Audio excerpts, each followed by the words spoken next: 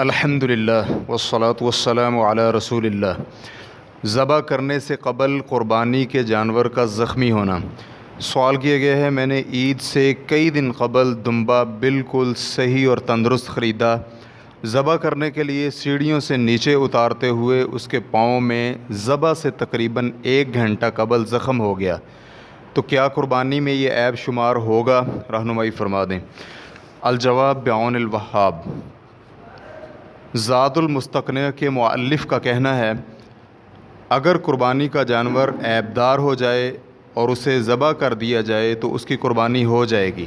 شیخ ابن عثیمین رحمہ اللہ کہتے ہیں، اس کی مثال یہ ہے کہ ایک شخص نے قربانی کا جانور خریدا اور اس کی تعیین کے بعد پھر اس کی ٹانگ ٹوٹ گئی اور وہ صحیح جانوروں کے ساتھ چلنے سے قاصر ہو گیا، تو اس حالت میں وہ ذبح کرے تو یہ قربانی ادا ہو جائے گی، اس لیے کہ جب اس کی تعیین کر دی گئی تو وہ اس کے پاس امانت ہو گئی، جس طرح کہ کوئی چیز امانت رکھی جاتی ہے، اور جب وہ امانت ہے اور یہ اس میں عیب بھی اس کے فعل سے پیدا نہیں ہوا یا اس کی زیادتی سے نہیں، تو اس پر کوئی ضمان نہیں اور یہ قربانی ادا ہو جائے گی۔